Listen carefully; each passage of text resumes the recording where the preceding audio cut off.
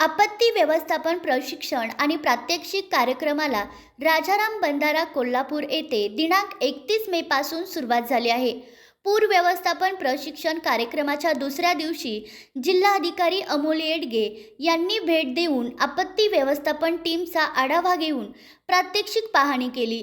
यावेळी त्यांनी पूर परिस्थिती उद्भवल्यास शीघ्र स्वरूपात प्रतिसाद देण्यासाठी चांगल्या प्रकारे तयारी करून सर्व आवश्यक साहित्य तयार ठेवा अशा सूचना आपत्ती व्यवस्थापन टीम व उपस्थित स्वयंसेवकांना दिल्या.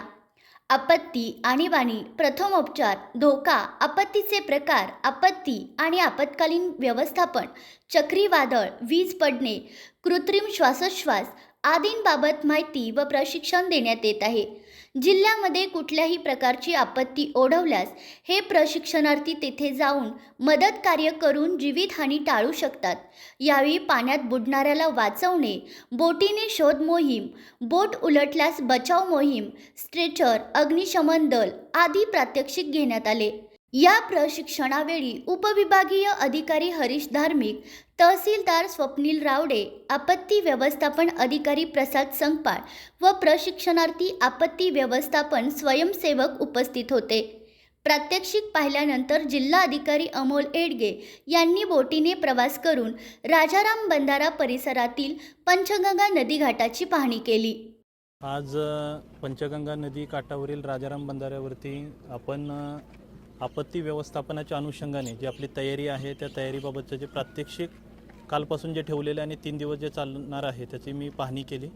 या ठिकाणी वेगवेगळ्या पद्धतीच्या आपत्ती जर घडल्या, जे लोकांना जर बुडताना वाचवायचं असेल किंवा जर बोटीतून लोकांना रेस्क्यू करत असताना काय काय अडचणी येऊ शकतात त्या कशा हँडल केल्या जातील, दुर्दैवाने जर बोट उलटी झाली तरीसुद्धा काय काय परिस्थितीमध्ये ही आपत्ती हँडल करता येईल आणि पाण्याचा फ्लो कसाही असेल तरीसुद्धा बोट कशा पद्धतीने चालवली जाईल या पद्धतीचं प्रात्यक्षिक झालं. हे उद्यासुद्धा हे प्रात्यक्षिक आणि ह्या सर्व तयारीचं काम चालू राहणार आहे.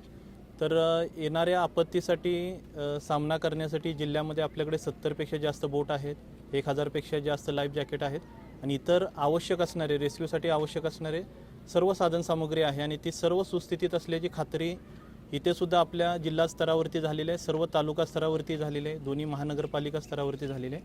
आणि या आपत्तीच्या दरम्यान मदत करणारे जे आपले व्हॉलेंटियर्स आहेत, 2000पेक्षा जास्त व्हॉलेंटियर जिल्हाभरामध्ये आहेत, त्यांच्याशी सुद्धा संपर्क झालेला आहे, त्यांचं ट्रेनिंगसुद्धा झालेलं आहे. तर यावर्षी पाऊस ॲव्हरेजपेक्षा जास्त पडणारा असा जो अंदाज आहे, त्यामुळे पावसाचं प्रमाण जसं राहील, प्रकल्पामधील पाणी जसं राहील त्याचा सर्व अंदाज घेऊन येणाऱ्या आपत्तीला सामना देण्यासाठी प्रशासन सज्ज आहे आणि वेळोवेळी जशी परिस्थिती येईल त्या पद्धतीने सर्व व्हॉलेंटियरचा सहभाग घेऊन, लोकांचा सहभाग घेऊन आपत्तीला तोंड दिलं जाईल.